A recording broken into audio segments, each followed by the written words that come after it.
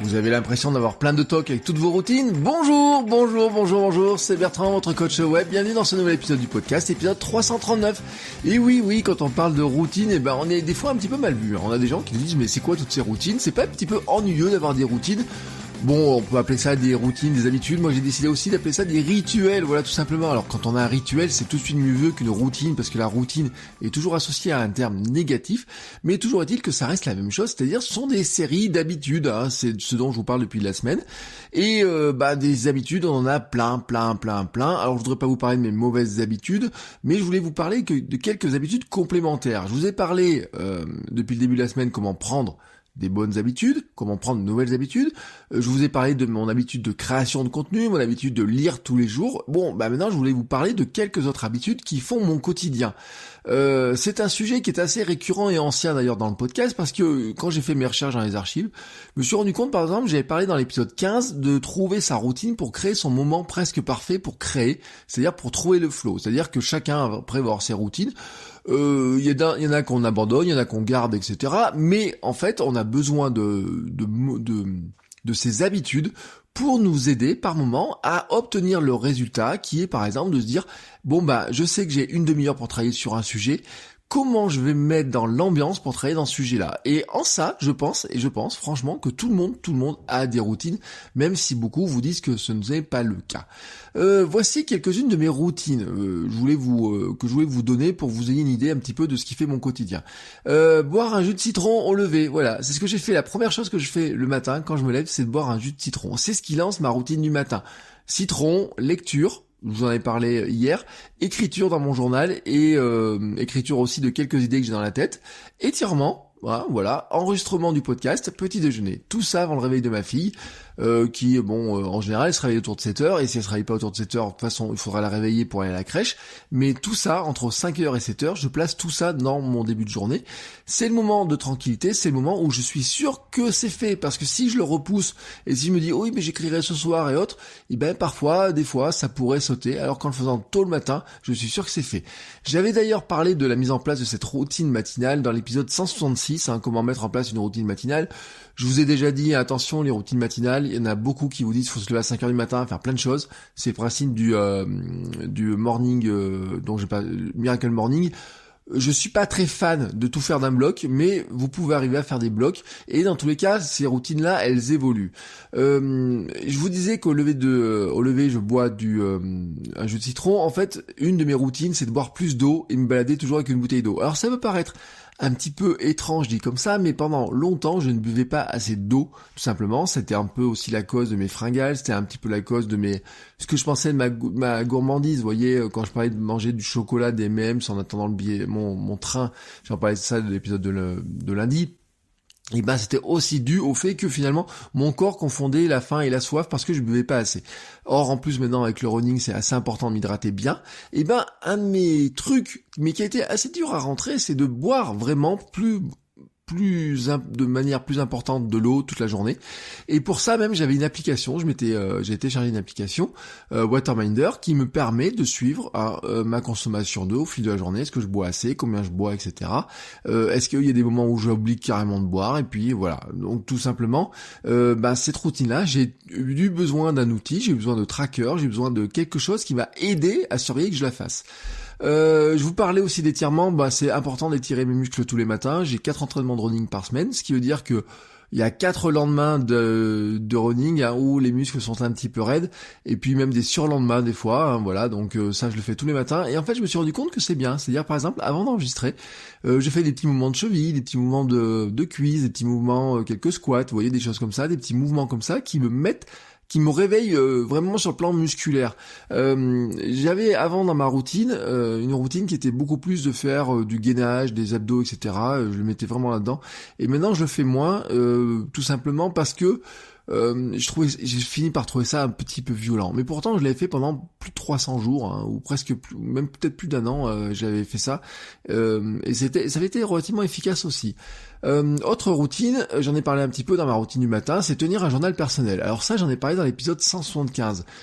Toutefois, depuis cet épisode-là, j'ai fait quelques variantes, j'ai allégé ma structure. Maintenant, en fait, ce que je fais, c'est que j'ai toujours Day One et je me pose toujours 2 questions. Comment vas-tu aujourd'hui? De quoi tu rêvais cette nuit? Donc c'est pour ça que je fais plutôt le matin. Avant, j'avais vraiment des choses, mes grands objectifs, mon journal de gratitude, etc. Je mettais dedans. Maintenant, en fait, le journal de gratitude est intégré dans cette question-là. Comment vas-tu aujourd'hui? C'est une question que je me pose sincèrement. Comment je vais aujourd'hui? Quel est mon état d'esprit? Est-ce que je me sens en pleine forme? Est-ce que je me sens fatigué? Est-ce que je me sens d'attaque pour faire des nouvelles choses? Est-ce que j'ai des questionnements? Est-ce qu'il y a des choses qui me trottent dans la tête? Qu'est-ce que j'ai besoin de sortir, etc.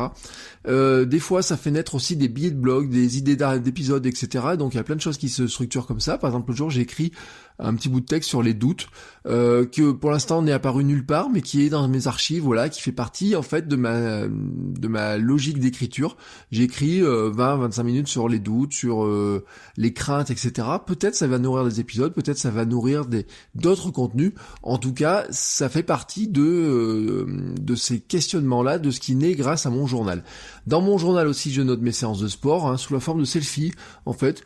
Voilà, je fais un petit selfie comme ça après chaque séance de sport. Alors c'est pas pour prendre une photo de ma tête toute rouge, c'est tout simplement parce que c'est ce qui m'aide aussi à voir mon changement de tête au fur et à mesure des mois et des années avec ma perte de poids. Je note aussi tous les événements concernant ma fille Camille, tel jour elle a marché, tel jour elle a fait ça, etc. Vous voyez tous ces petits événements. On était chez le médecin à tel moment, on a eu elle nous a sorti son premier mot. Vous voyez des petits trucs comme ça. Parce que je me rends compte qu'en fait on oublie, ça passe tellement vite qu'on oublie des choses. On avait une discussion l'autre jour avec ma femme, on disait mais on se rappelait plus par exemple ce qu'elle faisait à 6 ou 7 mois, est-ce qu'elle était assise, est-ce qu'elle rampait, qu'est-ce qu'elle faisait, vous voyez, il y a des choses comme ça qu'on aurait tendance à oublier, mais que finalement on a noté quelque part pour essayer de retrouver un petit peu, de recréer un petit peu cette chronologie. J'ai cependant arrêté de noter tous mes repas. En fait, ils sont bien structurés, mais pendant, on va dire pratiquement 2 ans, j'ai noté tous mes repas. Chaque jour, j'avais une fiche où j'ouvrais mes repas. Qu'est-ce que je mangeais au petit déjeuner, qu'est-ce que je mangeais au déjeuner, est-ce que je mangeais, est-ce que je grignotais, etc. Tout ça pour garder en fait une trace de ce que je mangeais. Et aussi, ça m'aidait en fait à me rendre compte ce que je mangeais réellement dans une journée, comment je le mangeais, à quel moment, etc. Et souvent, c'est ce qui me permettait de faire le lien entre on va dire une nourriture plutôt émotionnelle, plutôt qu'une vraie faim, vous voyez, grignotage, etc. Maintenant, en fait, je le fais plus parce que bon, c'était un petit peu long, et puis je le fais en fait, j'en ressens le besoin quand ça part un peu en vrille, quand je commence à sentir que je pourrais me remettre à grignoter des choses, etc. Parce qu'il y a tout simplement des envies où j'ai envie de chocolat, vous voyez, des moments où j'ai envie de chocolat, des choses comme ça. Si je me rends compte pendant plusieurs jours que ça peut partir en vrille, je renote un petit peu pour me dire non, finalement ça part pas en vrille, ou oui, finalement tiens, tu dois un petit peu contrôler tes choses. Ça fait partie un petit peu de mes routines que je peux rappeler de temps en temps parce que je sens que j'en ai besoin. Voilà, c'est plus une routine quotidienne, mais c'est des routines un petit peu des secours, vous voyez, ce genre de routine-là qui peut m'aider. Je le fais aussi les jours précédant les courses, et ça c'est pour une question qui est toute bête, c'est que avant d'aller faire des courses ou avant de faire des gros entraînements, je note mes repas de la veille, tout simplement pour garder une trace et savoir si franchement ce qui marche ou ce qui marche pas. Est-ce que le lendemain je me sentais bien, est-ce que j'ai eu mal au ventre, des choses comme ça. Ce qui est bien, c'est de dire bah oui, j'ai eu mal au ventre pendant la course, mais c'est bien de remonter sur la journée, sur la veille pour voir qu'est-ce que j'ai mangé la veille. Est-ce que j'ai mangé des crudités, est-ce que j'ai mangé du riz, est-ce que j'ai mangé des pâtes, qu'est-ce que j'ai mangé la veille. Tout ça, c'est pour m'aider à progresser dans mon sport, dans ma routine de running, parce que mes routines de running, elles sont pas encore en place. Je suis juste un coureur débutant encore. Ça fait 2-3 ans que je cours et j'estime vraiment que j'ai beaucoup de choses à faire progresser là-dedans. Par exemple, je n'ai pas de routine spécifique d'échauffement avant d'aller courir. Vous voyez, c'est des choses sur lesquelles je vais travailler. J'en ai parlé dans l'épisode 314, je tiens aussi un bullet journal. Je suis passé d'une gestion des tâches purement numérique à une gestion hybride qui mélange papier avec mon bullet journal et numérique avec Things. Et donc en fait tous les matins, qu'est-ce que je fais? Je jette un coup d'œil sur mes objectifs. Ces objectifs-là, je les ai notés la veille. En fait, tous les soirs, je fais un point sur la journée, sur le lendemain. Donc je note en fait qu'est-ce que j'ai fait dans la journée, qu'est-ce que je dois faire le lendemain, et comme ça le lendemain j'ai plus qu'à ouvrir à me dire tiens, je dois travailler là-dessus. Tous les dimanches je fais un point sur la semaine passée et la semaine qui vient. À ce sujet-là d'ailleurs, je vous renvoie sur l'épisode 57 qui était ma routine express du dimanche du créateur de contenu.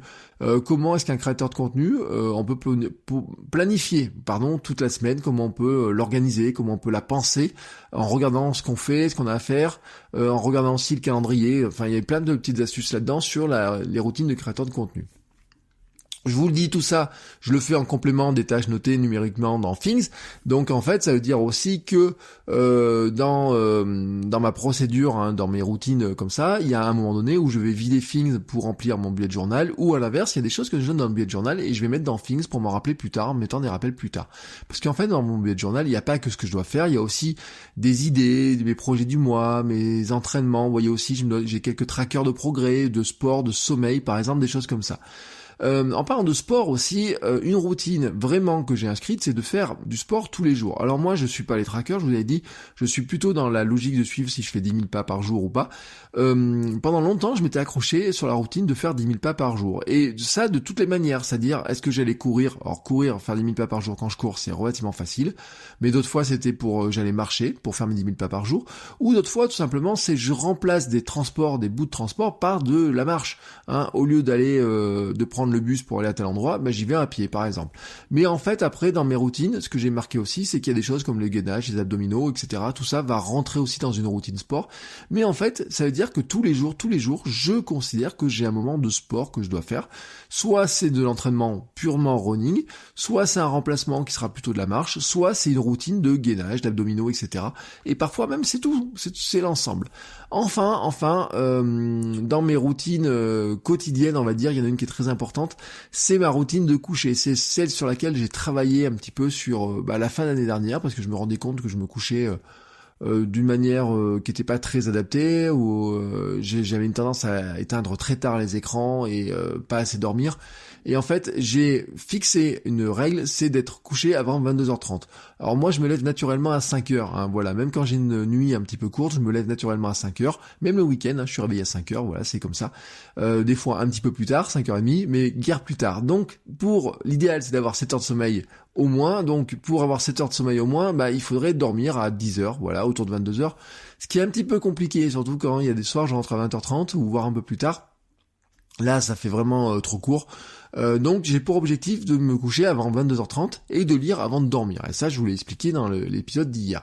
Pendant longtemps, mon objectif était avant minuit. Je l'avais intitulé, une petite routine à l'époque s'appelait « Me coucher le même jour que je me suis levé ». Voilà, c'était mon truc.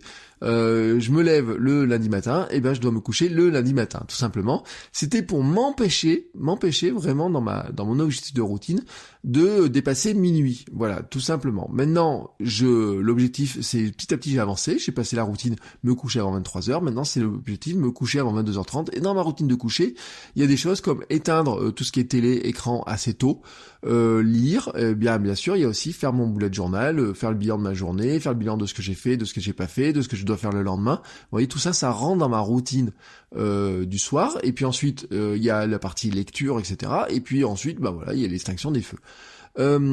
C'est des fois, pour ceux qui se posent la question par rapport aux 7 heures de sommeil, j'ai une petite routine aussi d'après repas que je peux pas toujours suivre, c'est la petite routine sieste, voilà, tout simplement. L'autre jour je l'ai mis en story, j'aime bien, voilà, franchement quand je peux, je fais une petite sieste après le repas de midi, où en fait ce que je fais souvent c'est que je prends un livre et je lis par exemple 10 minutes, un quart d'heure, et puis je fais une petite sieste de 10 minutes, 15-20 minutes, vous voyez, quelque chose comme ça. Donc ça fait, plutôt que d'attaquer un petit peu fatigué, des fois à 14h, je préfère repousser un tout petit peu la reprise à 14h, mais avoir pris un petit temps de repos, et en fait en faisant ça, je suis pas très loin dans mes 7 heures de sommeil dans ma journée. Alors il y en aurait bien sûr d'autres, des routines, voilà, j'ai pas tout noté, parce qu'en plus ça ferait un épisode qui serait très très long. Elles ne sont pas toutes forcément quotidiennes d'ailleurs, parce que j'en ai un bon paquet qui sont par exemple des routines plutôt, on va dire, hebdomadaires. Je vous ai parlé de la routine du créateur de contenu du dimanche soir, par exemple, faire le bilan de la semaine qui va venir, etc. Par exemple, j'ai des routines spécifiques à mes newsletters. Par exemple, j'envoie en fait 3 newsletters par semaine quand même. Celle du mercredi qui est pour ceux qui sont abonnés, par exemple, pour le téléchargement des e-books ou recevoir les derniers articles par mail. Celle-là je vais la préparer plutôt le mardi, j'ai ma petite routine du mardi, en fait, regarder qui s'est abonné, les réponses, les questions, etc. que j'ai pu avoir et comment je peux leur répondre. Et puis le jeudi, je prépare ma lettre du créateur de contenu, qui est expédiée le vendredi, donc c'est lettre.votrecoachweb.com, et je prépare aussi ma lettre du dimanche, lettre.bertrandsoulier.com, pour vous inscrire, les 2 adresses, qui est plus axée lifestyle et développement personnel, thématique de mon blog perso. Vous voyez, des fois je mets ce que j'ai publié dans la semaine sur mon blog, des recettes de cuisine, des liens qui m'ont intéressé sur l'éducation, l'éducation, sur l'informatique, sur plein de choses différentes, mais pas axé création de contenu. Les deux lettres sont vraiment complémentaires. Enfin, de toute façon, si vous allez sur lettres.votrecoachweb.com, vous verrez la lettre du créateur de contenu. Si vous allez sur lettres.bertrandsoulier.com, tous les liens sont dans l'émission, vous verrez celle de mes liens du dimanche, voilà, tout simplement. Et ben en fait, j'ai une routine tout simplement que je fais le jeudi. C'est-à-dire qu'en fait, je vais regarder tout ce que j'ai collectionné dans Things comme lien à partager. Je vais regarder aussi ce que j'ai partagé sur Twitter. Et en fait, je vais les assembler. Je vais regarder comment je peux assembler, comment je peux organiser ça, faire du texte, etc. Ça, c'est ma petite routine qui me prend environ 1 à 2 heures, voilà, tout simplement, sur lequel je rassemble ça. Et ça, j'ai des petites routines qui sont vraiment dédiées à ces moments-là. Et ça fait partie aussi de mon processus de curation. Là, j'en ai parlé dans l'épisode 26. Mon processus de curation, c'est comment finalement tous les liens de veille, etc., parce que j'ai des routines de veille, mais tous les liens que je récupère dans ma veille, je vais choisir de les repartager, de les republier, certains sur Twitter, certains newsletters, certains sur Twitter par newsletter, ou certains newsletters puis sur Twitter, vous voyez, des logiques comme ça.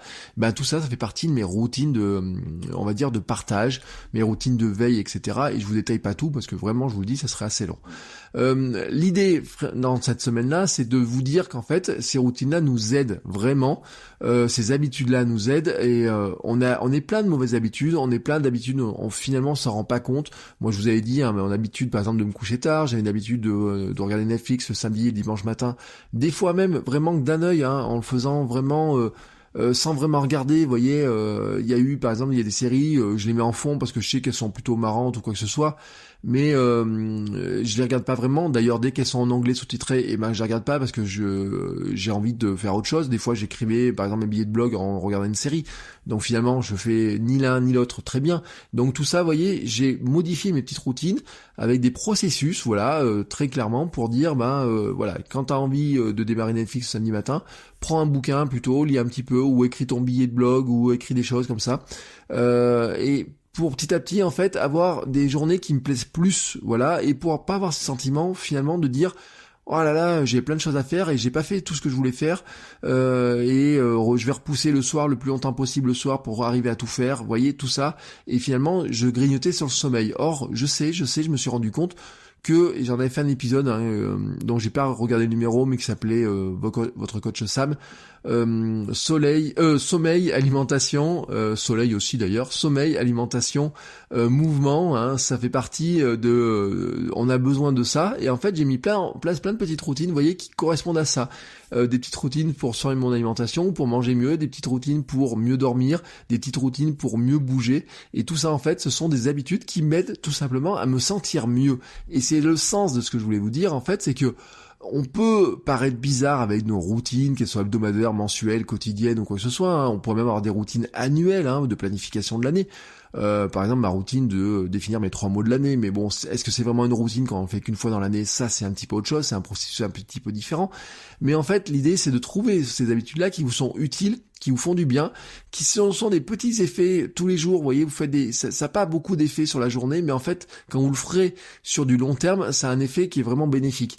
L'effet, par exemple, pour moi, de boire plus d'eau, c'est incroyable l'effet, parce que finalement, je me suis rendu compte que c'est ce qui m'aidait vraiment à lutter contre ma gourmandise. Et lutter contre ma gourmandise, c'est ce qui m'a aidé aussi à perdre du poids. Faire plus de sport, bouger, c'est ce qui m'a aidé à perdre du poids.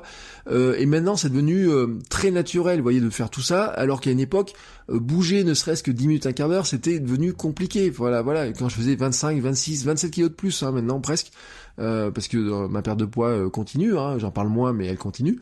Et tout ça, en fait, c'est le résultat de petits processus que j'ai mis au quotidien, qui se sont assemblés les uns derrière les autres, et qui au final font des très grands résultats. Et d'ailleurs, j'ai même pas dit dans l'épisode de lundi, dans les habitudes, ou dans l'épisode de mardi sur les habitudes créatives, mais cette habitude de créer du contenu m'a permis d'ouvrir des sites, m'a permis d'ouvrir différents sites, mais c'est aussi ce qui m'a permis, par exemple, de rencontrer ma femme, voilà, et notre fille est aussi le résultat de la rencontre avec ma femme. Il y a un bon paquet de temps maintenant, etc. Et donc, vous voyez, ce qui est dans ma vie maintenant est le résultat aussi de toutes ces habitudes-là. Mais parfois, il y a des habitudes qui ne s'installent pas. Parfois, il y a des habitudes, on voudrait bien les prendre et elles ne s'installent pas. Et donc, je terminerai cette semaine sur les habitudes, je terminerai cette semaine demain avec une habitude que je n'arrive pas à prendre, ou en tout cas à garder. J'ai fait plein de choses, elle est dans mes trackers, mais je n'arrive pas à garder cette habitude-là. Et je vous en parlerai demain, et vous verrez quelle est cette habitude que je n'arrive pas à prendre ou surtout à garder sur le long terme. Voilà, sur ce, je vous souhaite à tous une très belle journée et je vous dis à demain pour un nouvel épisode. Ciao ciao les créateurs.